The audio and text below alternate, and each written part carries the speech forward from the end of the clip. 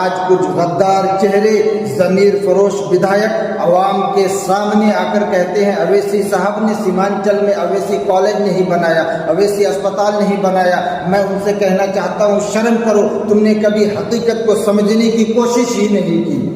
اویسی صاحب کوئی وزیر اعلیٰ نہیں ہے، نہ وہ حکومت کے خزانے کے مالک ہے، وہ تو تمہارے ہی جیسے ایک نمائندہ ہے جنہیں تم جیسے لوگوں نے غداری سے کمزور کر دیا۔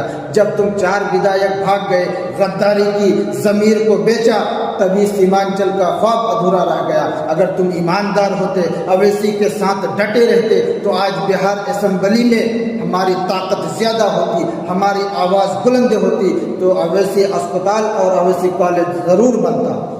اویسی صاحب نے جو وعدہ کیا تھا وہ نیت سے کیا تھا، مگر تم جیسے غداروں نے، تم جیسے ضمیر فروشوں نے ملت کے خوابوں کو بیچ دیا۔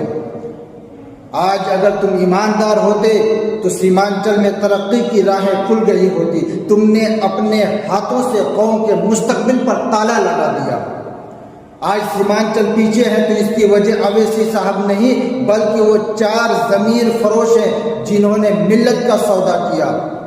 اور وہ دن اب دور نہیں ہے، وہ دن آ گیا ہے کہ عوام تم جیسے غداروں کو جواب ضرور دے گی اور سچی قیادت کو دوبارہ ضرور لے کر آئے گی۔